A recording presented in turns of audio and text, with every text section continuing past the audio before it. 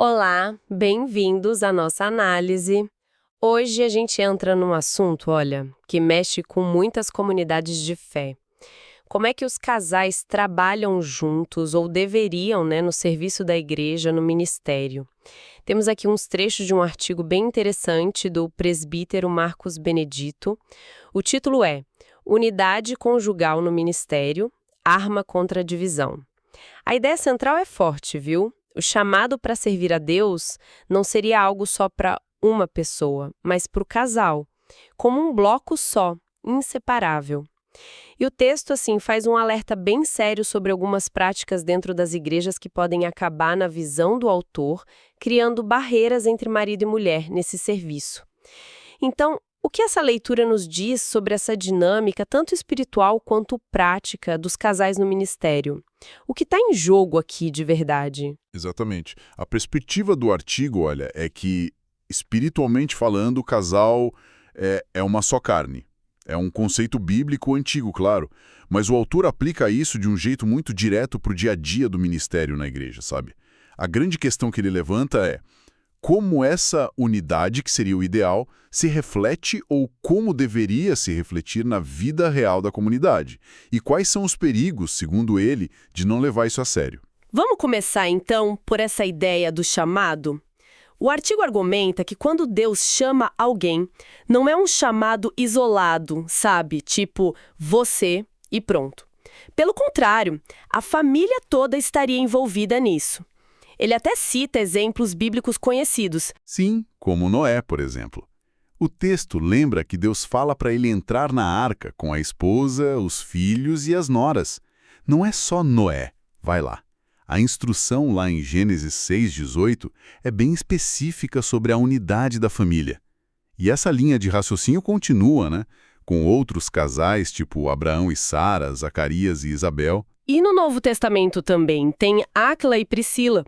O apóstolo Paulo, lá em Romanos 16, chama eles de meus cooperadores em Cristo Jesus.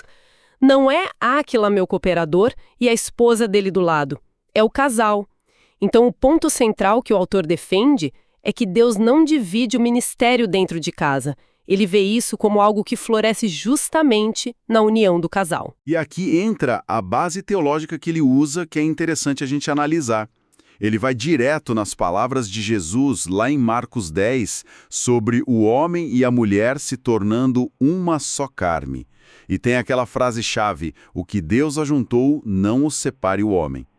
O autor pega essa afirmação, que a gente geralmente liga direto ao casamento, né, e aplica ela diretamente à estrutura ministerial da igreja.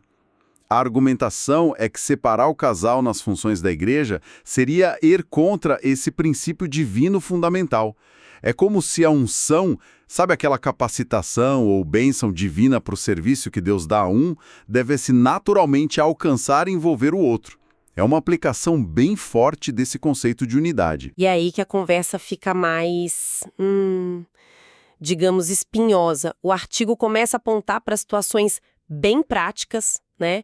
Situações onde, na visão do autor, a própria liderança da igreja, talvez até sem querer, sem má intenção, acaba criando essa separação na prática. Ele dá exemplos concretos, né?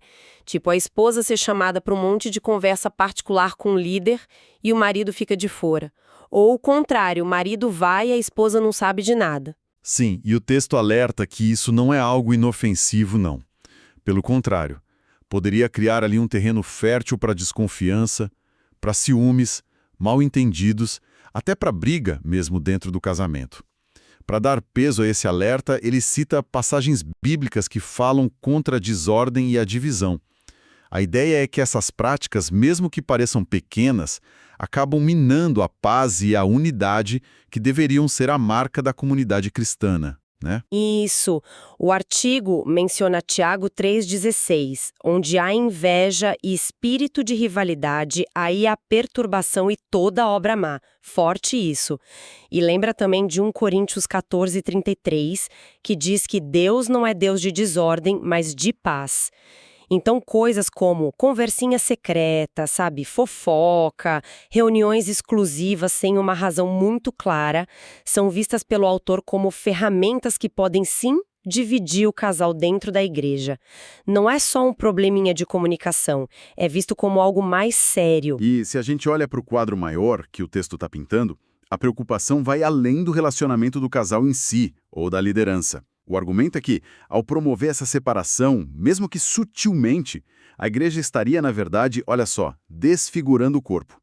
Essa é uma imagem poderosa tirada lá de Romanos 12:5, que fala da igreja como o corpo de Cristo, onde todos os membros estão conectados, dependem uns dos outros. Então, na lógica do autor, separar o casal ministerialmente não é só um erro, digamos, administrativo ou relacional. Seria uma falha espiritual mesmo, que afeta a própria identidade e o testemunho da igreja como um organismo vivo, unido. Faz sentido dentro da argumentação dele. E isso puxa outro fio interessante. A ideia de que caminhar juntos é um princípio espiritual básico. E o texto traz aquela pergunta do profeta Amós, lá em Amós 3.3, 2 pessoas andarão juntas se não tiverem combinado antes. A aplicação que ele faz é direta.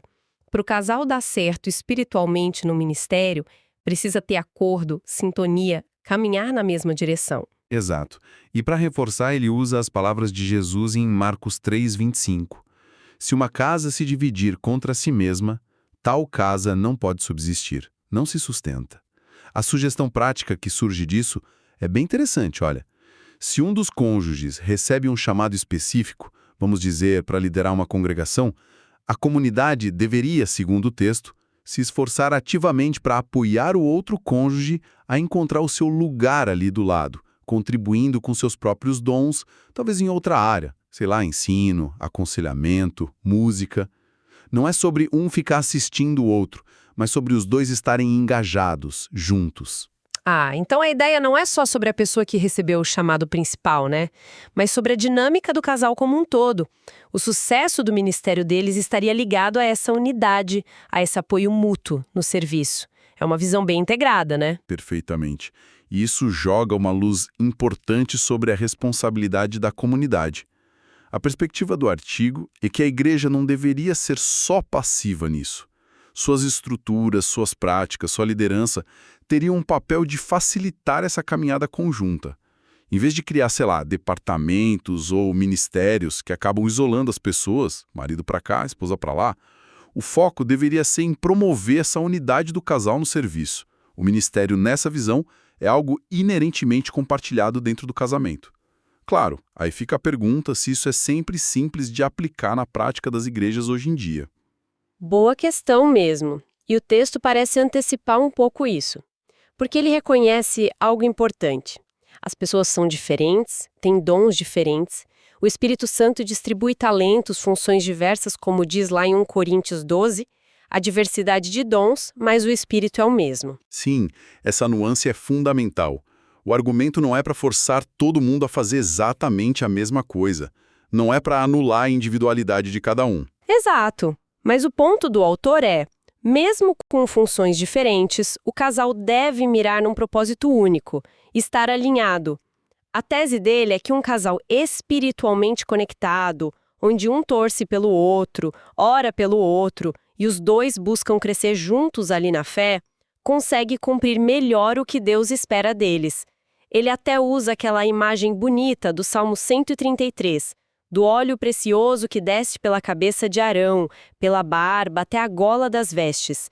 A ideia é que a unção, essa capacitação divina, deveria fluir assim, sabe? Sobre o casal unido, sem bloqueios. O interessante aqui é essa tentativa de costurar duas coisas que parecem diferentes: a diversidade de dons de cada um e a unidade de propósito do casal. Não se trata de apagar as diferenças, mas de integrá-las. É como colocar os talentos e os chamados individuais a serviço de uma visão compartilhada, debaixo dessa unção que, segundo o texto, repousa sobre o casal como uma unidade. A palavra-chave parece ser parceria, complementariedade no serviço a Deus.